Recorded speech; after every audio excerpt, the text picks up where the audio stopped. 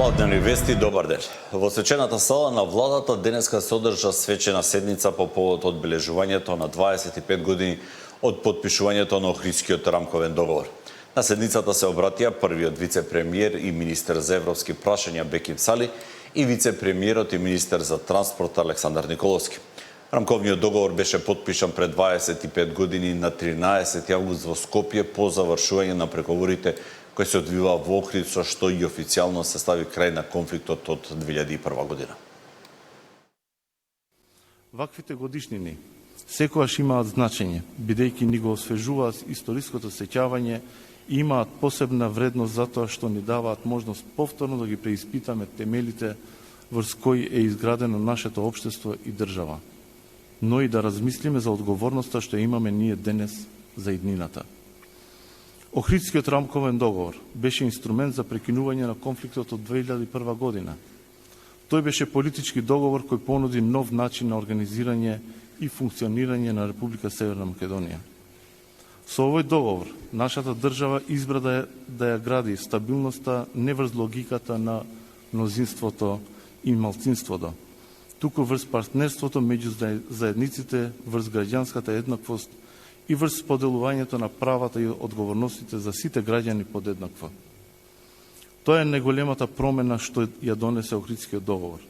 Тој постави нов политички стандард, дека демократијата не се мери само преку слободни избори, туку и преку способноста на институциите да обезбедат инклузивност, правична застапеност, диалог и доверба меѓу граѓаните. Ова е нашата визија за праведна, демократска и европска држава. Држава во која еднаквоста не е привилегија, туку е принцип. Држава во која различноста не се доживува како предизвик, туку како политички и општествен капитал. Нека биде овој јубилеј не само потсетување на она што сме го постигнале, туку и заложба за она што треба да го изградиме. Државата беше на ивица да стане држава на поделби, на раздор и на силен национализам. Пред 25 години државата можеше да трне по тој пат, но избра да трне по сосема друг пат, по пат на соработка, на диалог, на меѓусебно почитување и меѓусебно разбирање. Се избра патот на договорот, патот на компромисот и на политичката зрелост.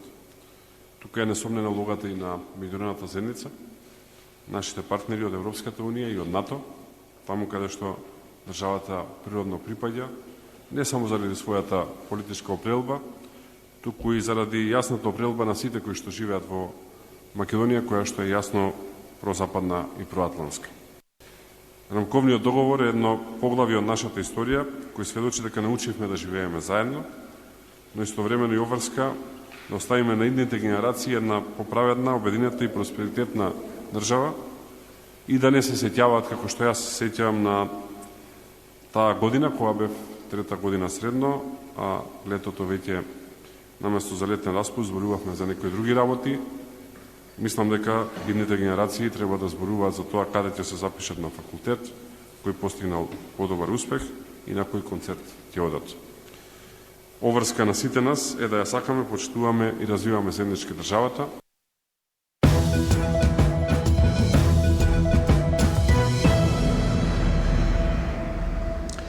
Министерството за внатрешни работи продолжува да повикува на информативен разговор лица од чии профили вчера се повикуваше да не се пие водата во Скопје поради присуство на бактерија. Подоцна во текот на денот 200 беше демантирано од страна на градоначалникот на Скопје Јорце Ѓоргиевски, јавното претпријатие Водовод и канализација и Министерството за здравство. Секторот за компјутерски криминал при Министерството за внатрешни работи презема соодветни мерки и активности и се утврдуваат профилите на лица и истите се повикуваат на информативен разговор. По завршувањето на истражните дејства, соодветно ќе ја информираме јавноста, посочија од МВР.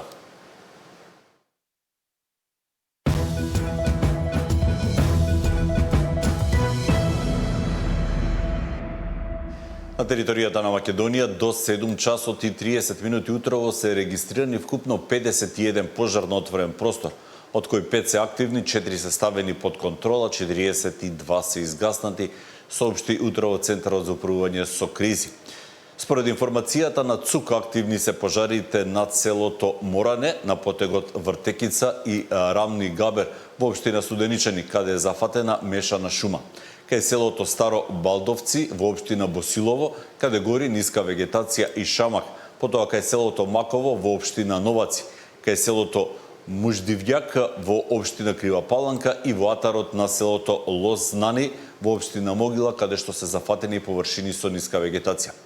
Под контрола се пожарот во градската депонија Делчево, потоа пожарот кај Ново село на планината Огражден, пожарот кај селото Манастирско Доленци во општина Кичево и пожарот кај селото Копанце во општина Јегуновце.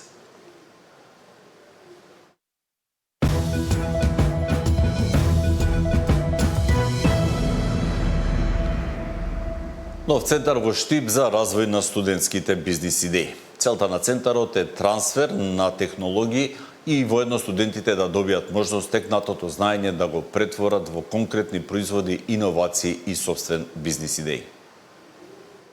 Стопанската комора, општина Штип и Штипскиот универзитет го развиваат Центарот за трансфер на технологии, преку кој студентите ќе добијат можност стекнатото знаење да го претворат во конкретни производи, иновации и собствени бизнис идеи. Целта на тој иновацијски, односно универзитетски стартап центар е да им помогне на студентите заедно со професорите, младите истражувачи, научниците и лаборантите, научните сознанија и резултати кои што ги продуцираат, да можат да ги комерцијализираат во пракса. Целта на универзитетот не е само да обезбеди знаење за студентите кои што ќе понатаму тие ќе можат да го стават во функција за вработување, туку знаење кои што ќе можат да го стават во функција на креирање на собствени бизниси и мислам дека еден од фокусите на нашиот универзитет во наредниот период особено ќе биде тоа.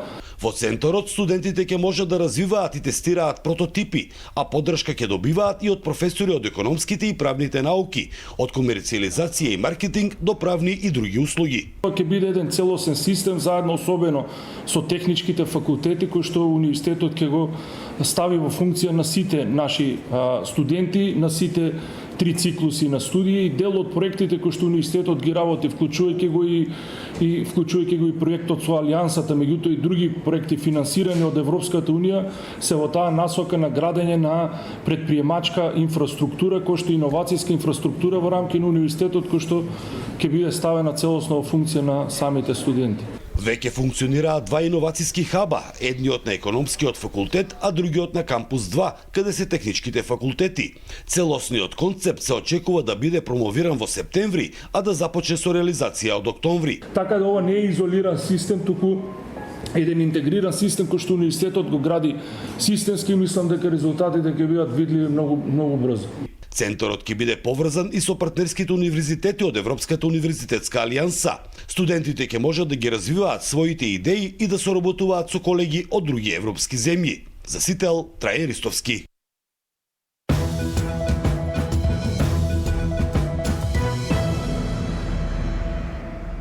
Во продолжение следуваат и